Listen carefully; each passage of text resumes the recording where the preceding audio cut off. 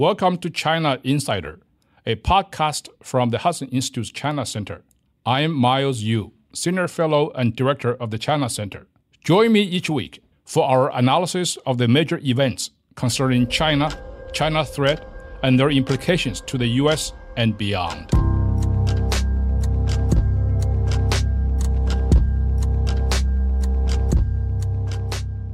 Hello, everyone. Welcome to China Insider. This is Miles Yu, and I'm the director of the China Center at the Hudson Institute. Many of your listeners probably are familiar with our China Insider program on a weekly basis. Occasionally, we do something else that's related to our weekly podcast that we call the Insider Interviews. This is basically me interviewing another colleague on topics of the time and topic of importance. Today, we're very lucky to have Mr. Joe Gebbia from the organization called the State Shield, and he's going to talk about the issue that's on everybody's mind. But before jumping into that, let me just introduce our guest of honor today. Today, I'm thrilled to welcome Joe Gebbia, Sr. He's a founder and CEO of State Shield to discuss the far-reaching impact of U.S.-China strategic competition on U.S. state legislatures and the work State Shield is doing to support the efforts of state and local governments to protect their citizens, infrastructure, and supply chains. Joe has a well-respected career as a business leader, public policy advocate, and a nonprofit founder, spanning entrepreneur and civic impact.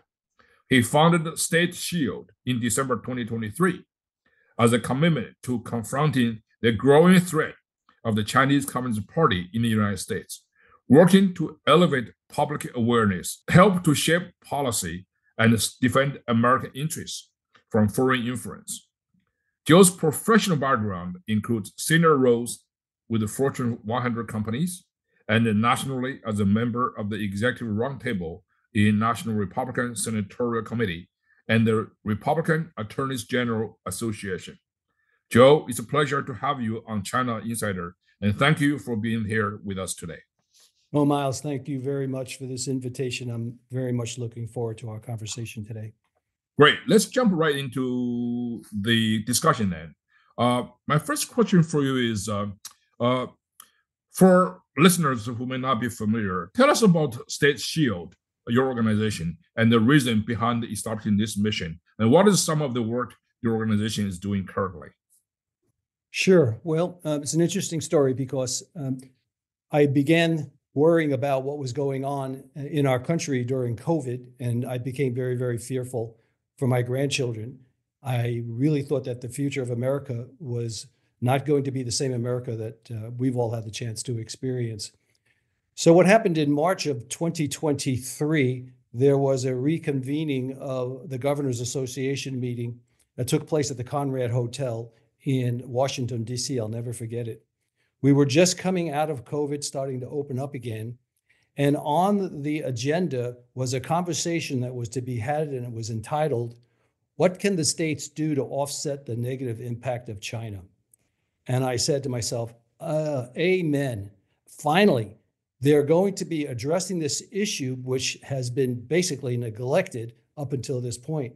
I went to it. We had 4 governors on the couch, and the moderator was, ironically or happily, Vivek Ramaswamy. And he did a very good job, asked the questions. And as they answered the questions, what they were doing to offset the negative impact, I saw them patting themselves on the back with the biggest accomplishment being that they had banned TikTok on government computers. And I came to the realization that the awareness level was really not anywhere it needed to be. Well, I closed out that meeting with a comment, and I had, as an executive roundtable member, I had the right to ask questions, participate. And I said, I don't have a question. I just want to make a comment. I think it's important that the Governors Association have this on their agenda, this topic on their agenda, every quarterly meeting, and focus on it because we're a day late and a dollar short. And it's really an issue of extreme importance that we haven't paid enough attention to. And that ended it. And I got an applause for my comment. As I sat there, as soon as it was over, I was inundated with around 20 people standing around me. And they said, what can we do to help? And as I looked up, I was thinking, help do what? And at that moment, I realized that I had a commitment to follow through on this. So I did.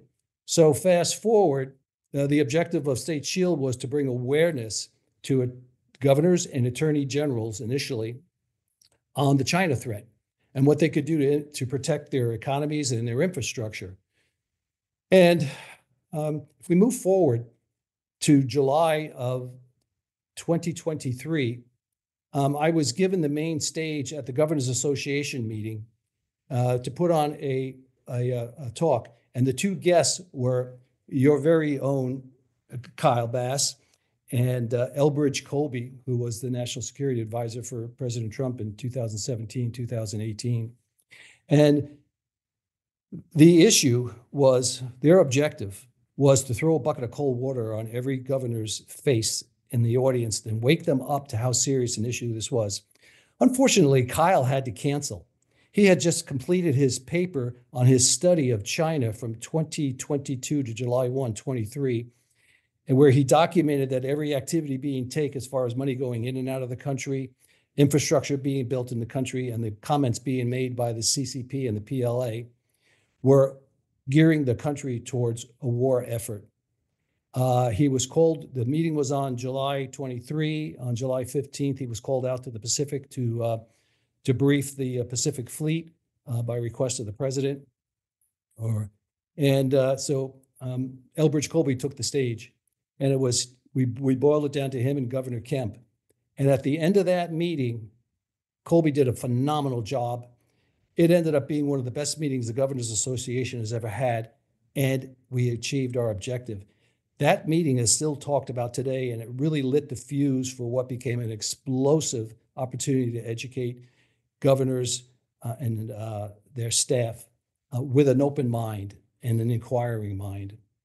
So that was basically the start of the of State Shield. We incorporated as a C3 in December, and then in January of 24, we began our effort.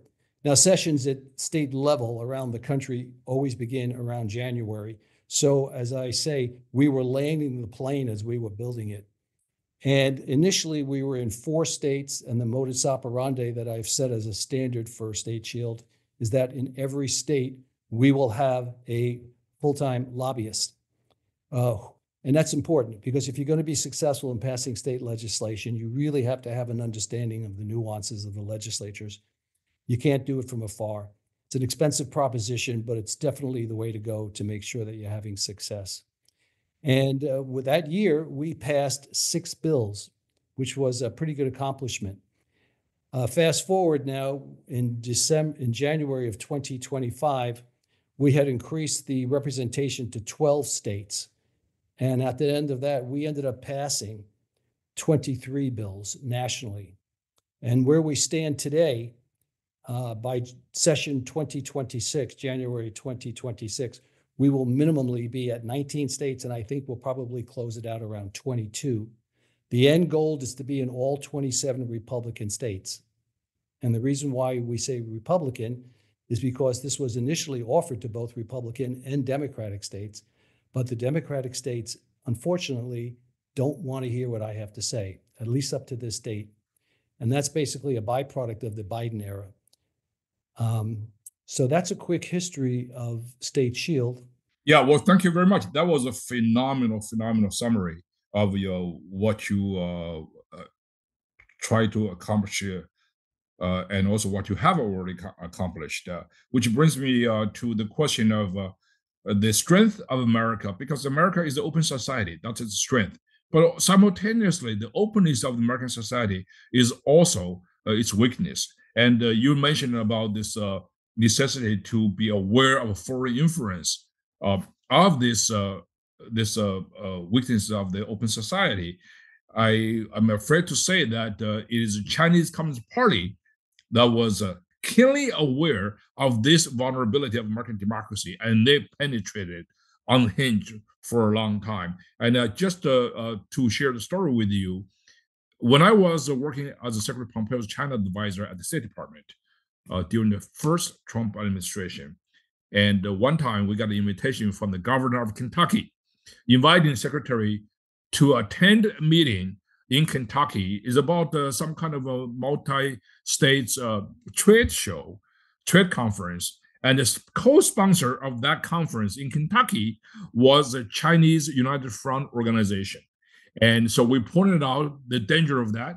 And the Secretary Pompeo sent a polite decline, but also with a very stern message, which would lead to a very big speech Secretary Pompeo delivered on February 8th, 2020, to the National Government Association national conference, which was held in Washington, D.C. at the time.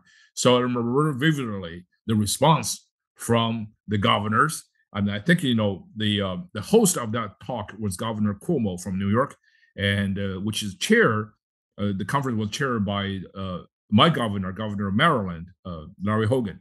So that was a very big speech. And the main topic of that speech is about Chinese penetration at the sub-national level in the United States, which is state and local legislators.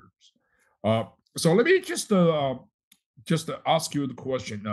The recent reports have highlighted the instances of CCP-affiliated individuals attempting to penetrate the U.S. institutions at the state and local levels, such as a couple of weeks ago when 2 Chinese nationals were charged smuggling a fungus classified as a potential, quote, agro-terrorism weapons, unquote, into a U.S. State University lab.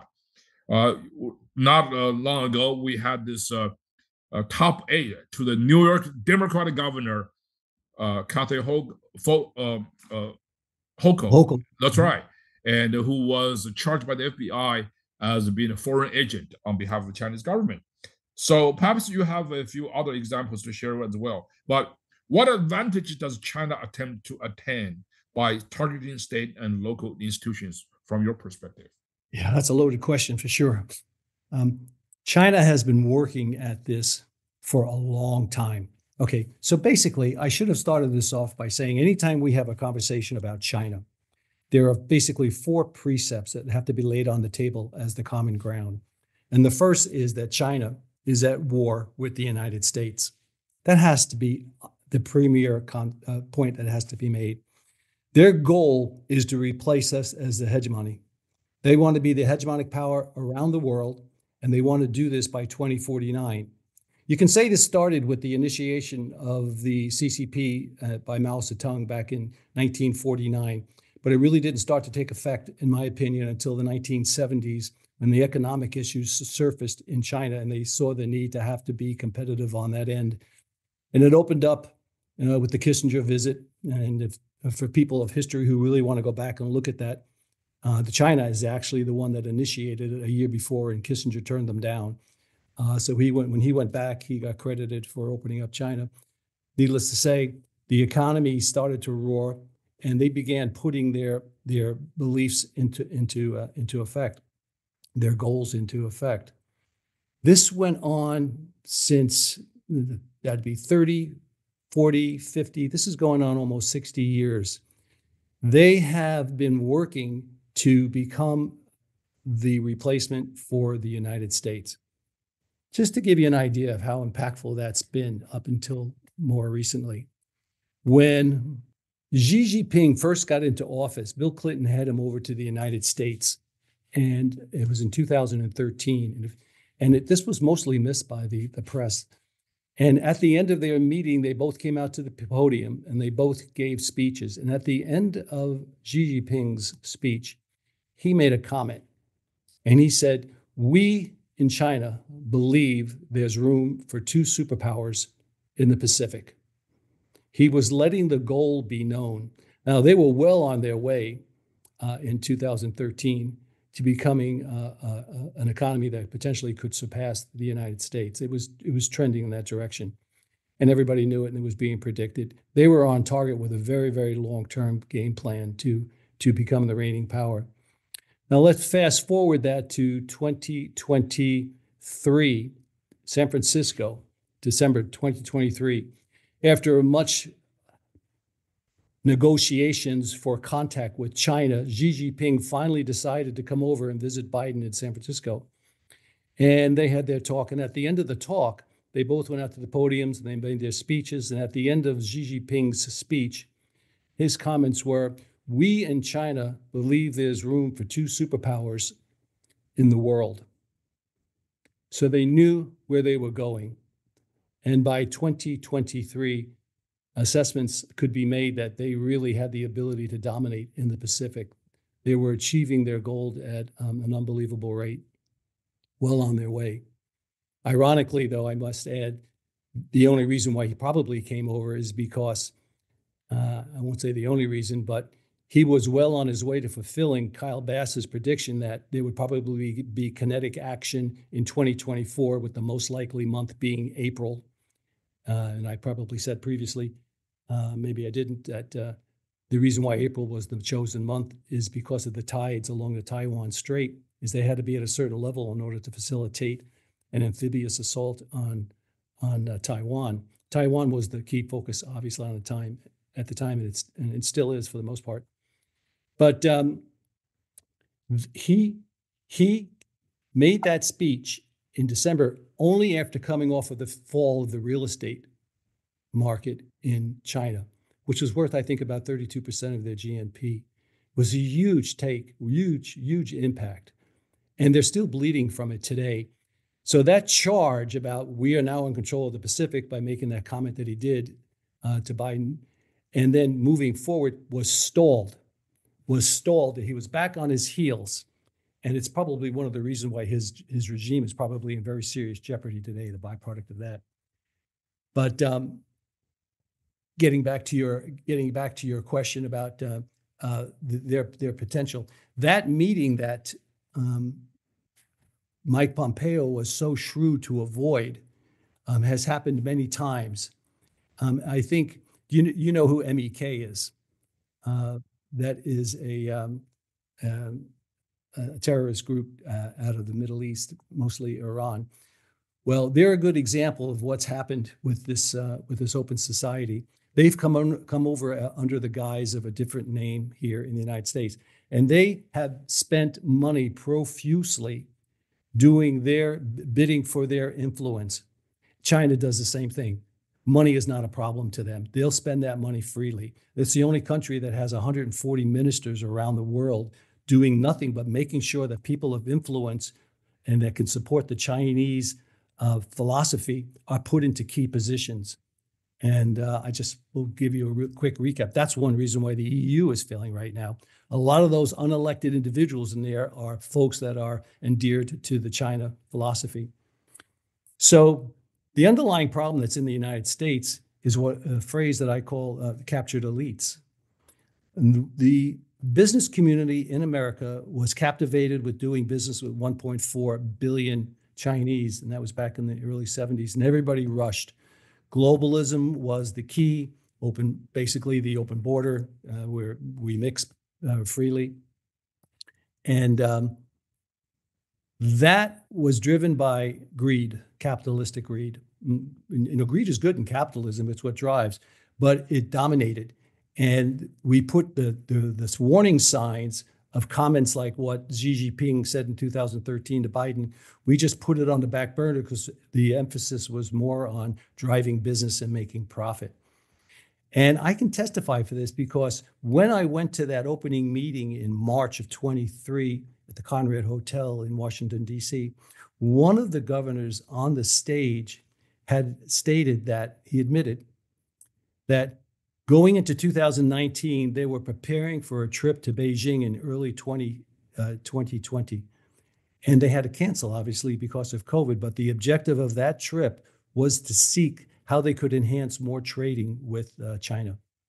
So even that late, a person in the responsible position of a governor was looking to expand when all the warning signs were there about the danger. It's called the captured elites. The Chinese know what they want to do. They have 50 and 100-year plans. In America, we're lucky if we can get away with looking what the next day's stock market price is going to be. We have a very short vision on a lot of the issues that we look at financially. So these captured elites have really been captured. And we're talking Congress, the Senate, we're talking businesses, we're talking levels that go into state and even into the local level of communities. And they've been working at it for so long. They are so refined in their efforts. They are so good at what they do. This is my analogy of what it is. The fight that we have is it's not on an even plane. It's not a flat plane. It's a three-dimensional chess game. And a good analogy is that imagine you're in a room, all the windows are closed, all the doors are closed. Somebody drops a beehive, and those bees are just swarming around, biting you in every which direction. That's the battle that we're fighting with China. Nothing is as it seems. There's always more going on, and it's so involved, and they're so good at doing it. Yeah, that's a very, very good analogy of the swarming bees trying to sting you. Now, you mentioned Bill Clinton and some other governors, and this is one of the issues that has been sort of tormented America as a country. That is, from 250 years ago when the country was born, there are many issues. One of the enduring issue is the problem of federal rights versus states' rights, because Yes. this is a federal system. Yes. In other words, it's not even a top-down; it's a power sharing. That is, the federal government's power is relatively limited, but it did set the national agenda. And the governors normally have enormous power of autonomy, and they can carry out their policy. The problem is over time, we let this kind of federalism system to run the course for the nation. That is, parochial interest of a certain state take a precedent over the nation. For example, when Clinton was the governor of Arkansas, he was basically conditioned to do business mostly for the good of Arkansas.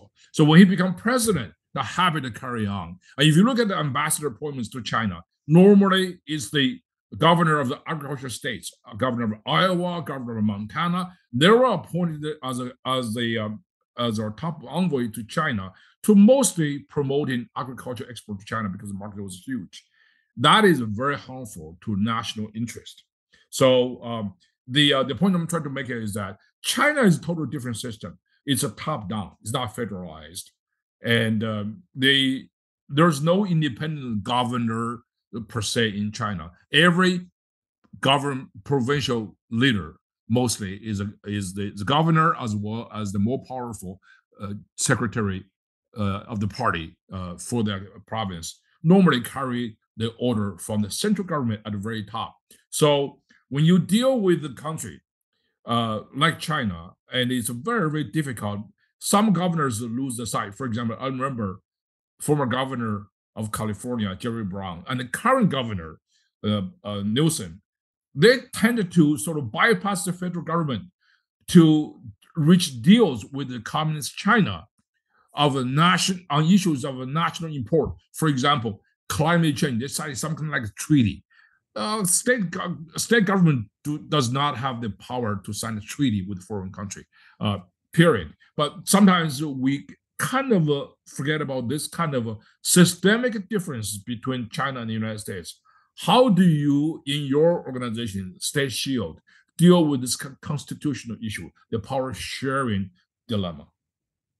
Yeah, that is really a good question. You're absolutely right. The American government was set up where there'd be the federal government and then the state government, and they were separate. And the interaction or the crossover between them, in my estimate, has been fairly minimal over history. And China knows this, and they play this card.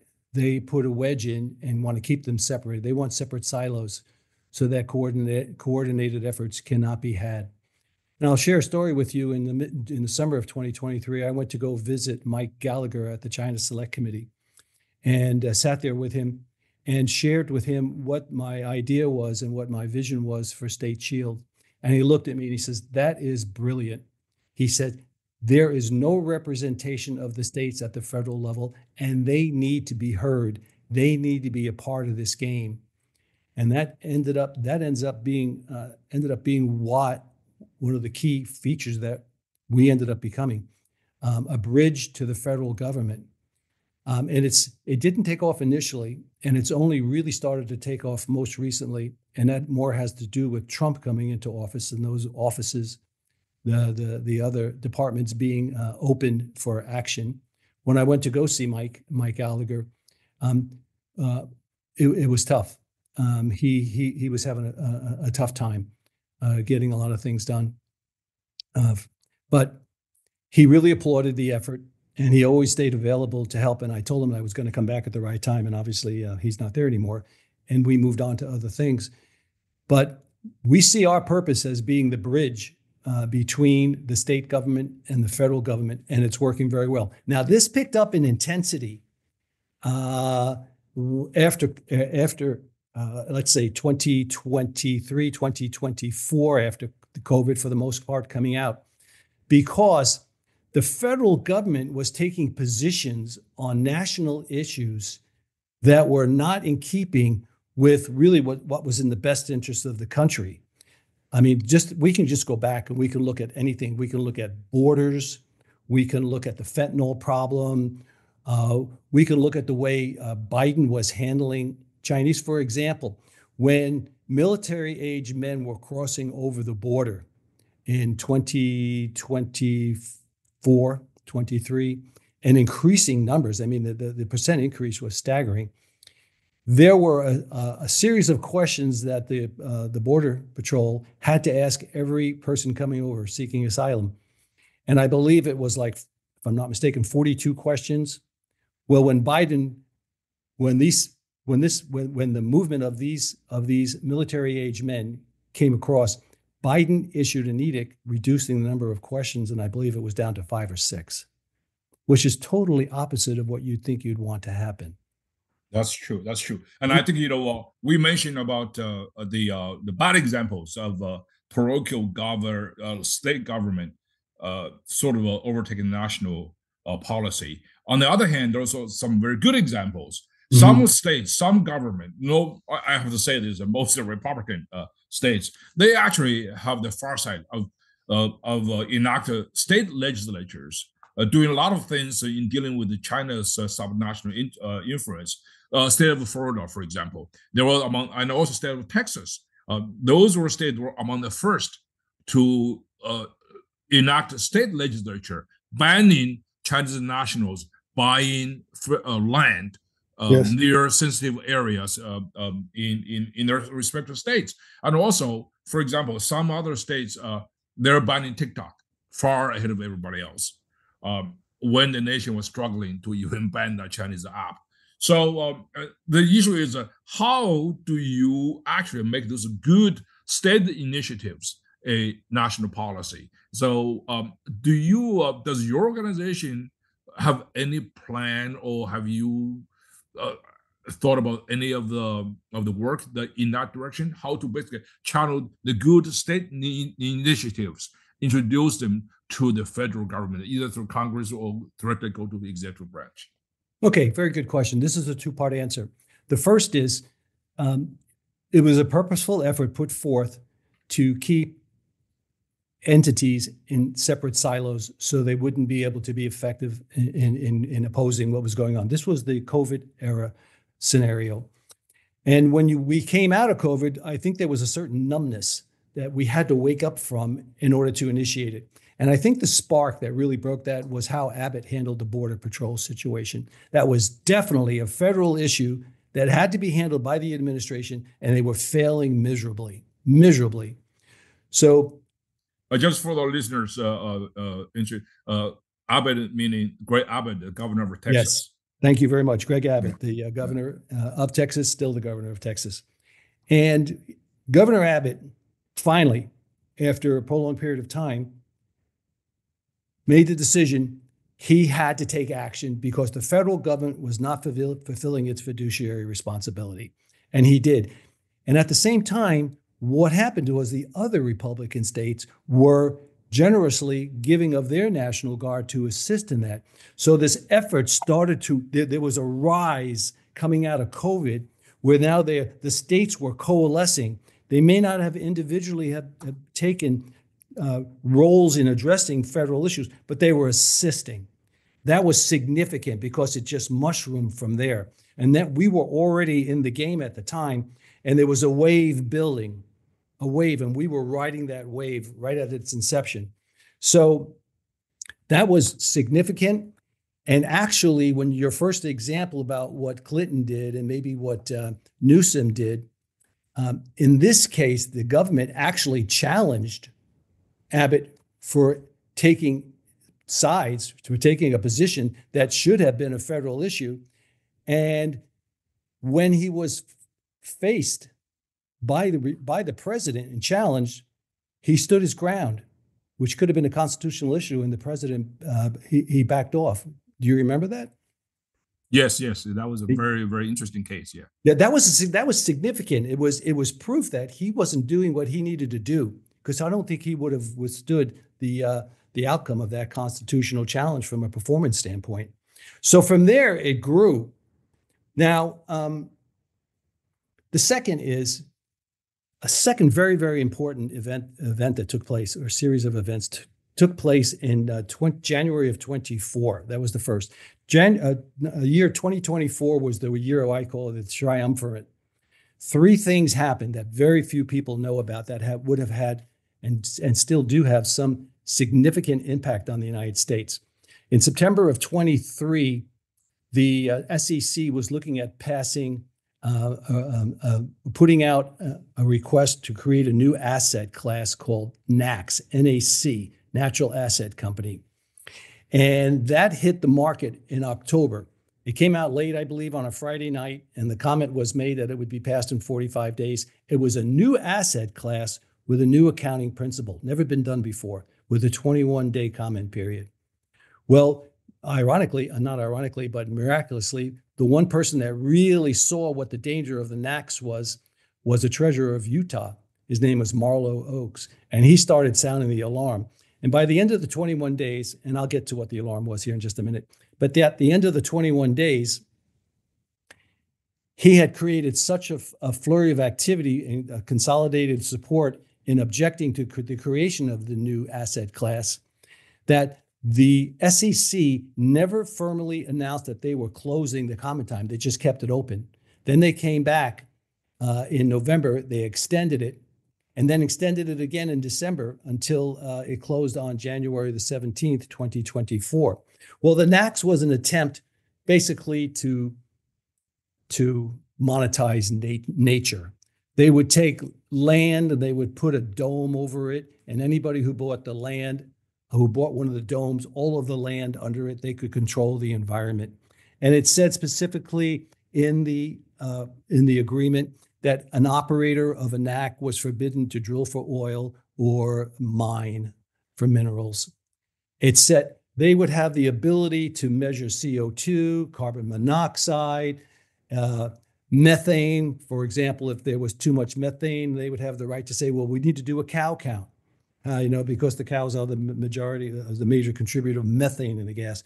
Or if there's too much carbon monoxide, the area would need to move to more EVs, electrical vehicles. I mean, these are extremes, but it's in the realm of possibility. And the land that was being given up to create the domes over, Biden offered up all of the federal properties in all the states. Now, the state of Utah, 82% of their land is federal. And the way the agreement is that it's federal land, but the states have the right to issue license requests to do things like drill, mine, recreate, graze, lumber, whatever they do from an economic use of that land. And this would have cut that off. And that's the main income for the state. So it was very, very, very, very dangerous. That was a unifying moment for not only State Shield. That was the first month that we got into operation. And then we ended up being but introduced to a lot of other activist groups that were fighting this. So I helped to participate in the creation of of a new organization called Sovereignty Coalition that was done by Frank Gaffney and Reggie Littlejohn. And what was done in that is we brought 27 activist groups together into one silo. So instead of having little candles flicker and light, all that light was beaming out of this one. And we made a lot of noise. And on this January 18, the application was pulled to create the new asset class, and we killed it. It was a very success. That would have been very, very damaging. So just think, somebody buys a dome, it's over the mountains in Montana on federal land where we mine for essential minerals for our national security. And this fund, by the way, these domes were open for purchase by sovereign entities. So China would have been able to have purchased it, Iran, North Korea, Russia, the 4 countries of concern. So if they did that, they could have said, I'm sorry, you can't mine for those minerals here. You have to buy them from China. Or if you're OPEC, you buy the land over in South Louisiana where they're drilling for oil and gas. Say, I'm sorry, you can't drill here. You got to buy your oil from OPEC. I mean, just the implications of what that meant. And again, it's captured elite, because what that would have done is the sale of those properties, which would have controlled water, air, photosynthesis. I mean, the elements that create life. Obviously, those are very important issues. I think one of the things is that there's also the issue of reciprocity, right? China can buy a lot of stuff in the United States, but the other way around is not true. So you cannot really buy anything because China is a communist country. The state owns, in theory, everything. So you cannot really buy private land per se in China. So at least the Americans cannot invest in some area. Each year, China issues what's called a negative list. Listing which area foreign investment could go, which area cannot. I mean, the area of forbidden areas of list is very, very long. So unfortunately, we don't have much time left, but let me ask you one more question, which I think is very important. We talk about this, the issue of America's federal system as potentially damaging to our national security. The other side of that, the flip side of the coin, is that it could be a good because it can stimulate the creation of good organizations like yours from the bottom up, and good citizens take up their energy and organize something that's good for the country.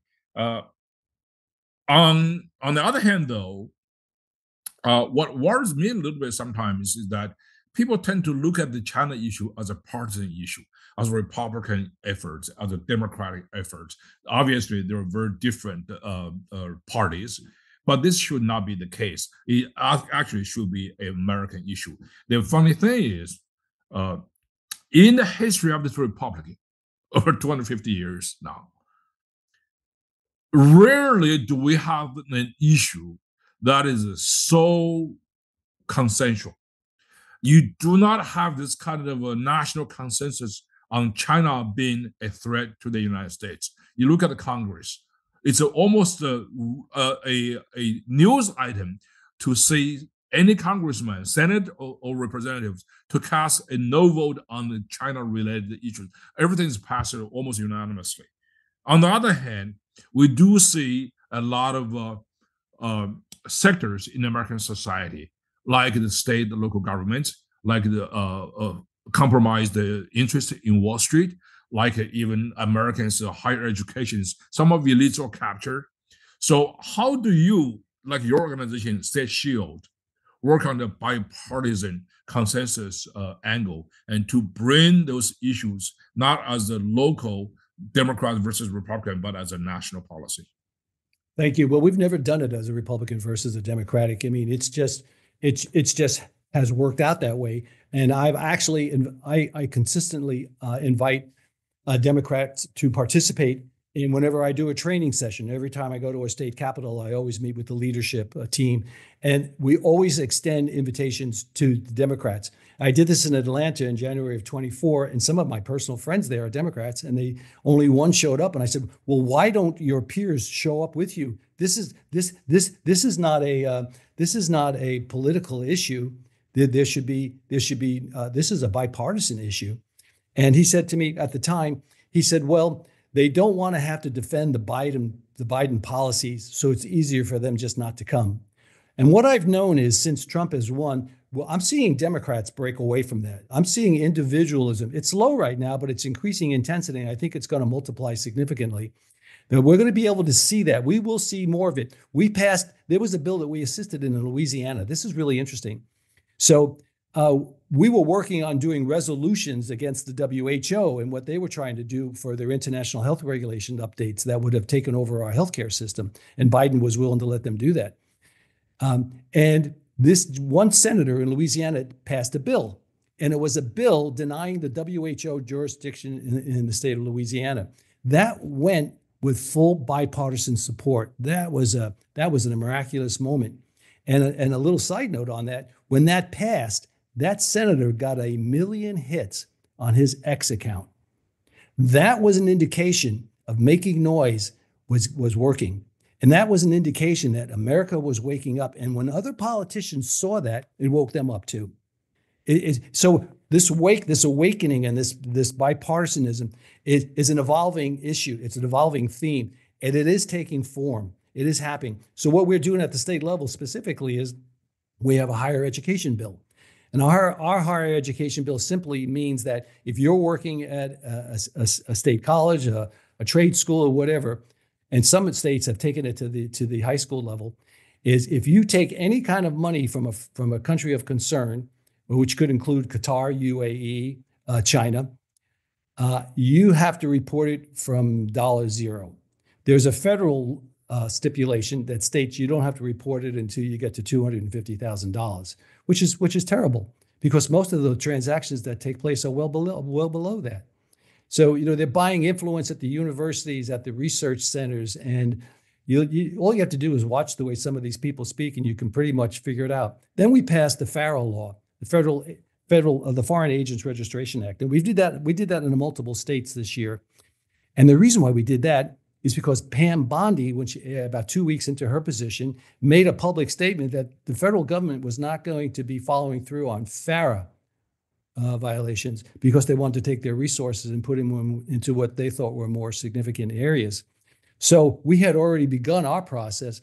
And here's another example now where the states have to pick up what should be a federal responsibility, and they're implementing it at the state level. So now lobbyists have to, and anybody taking money from a foreign entity has to declare it up front, or they suffer very, very punitive fines.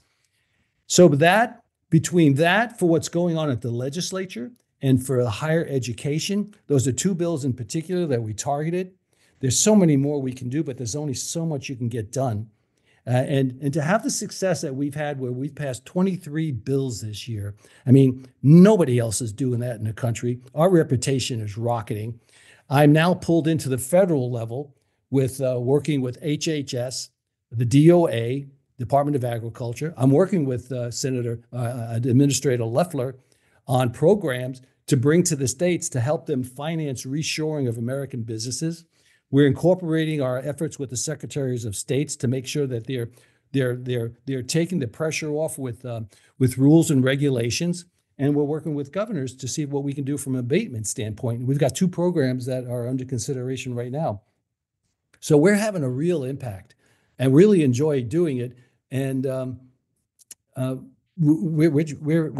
on a roll here. And the biggest reason we're on a roll is because when we were operating prior to the President Trump being elected, it was like being in a storm with a gale force wind coming right at you, and we couldn't get our sails to open. But when President Trump came in, it was like this wonderful breeze from behind filled our sails and took us in the direction that we needed to go. He's been making decisions that we were earnestly fighting, and he took them off our plate. Just the fact that he pulled out of the WHO was amazing. That had to happen. That is a very criminal organization, and they have our demise in hand. They're working as a proxy for the World Economic Forum, which is nothing more than an agent for China. This is all interrelated in that 3D sphere of bees biting you from all directions. And we have. I believe what you said about your motivation to do all this wonderful work, but I also would venture to say the real reason you're doing all this because you are an American patriot. Thank you. You are listening to China Insider interviews, and my guest today is Joe Gebbia Sr., founder, CEO of State Shield, a citizens advocate group dealing with the issue of U.S.-China strategic competition on U.S. state and local level. So thank you for listening and look forward to the next episode. Thank you, Joe. Thank you, Miles. It's been an absolute pleasure.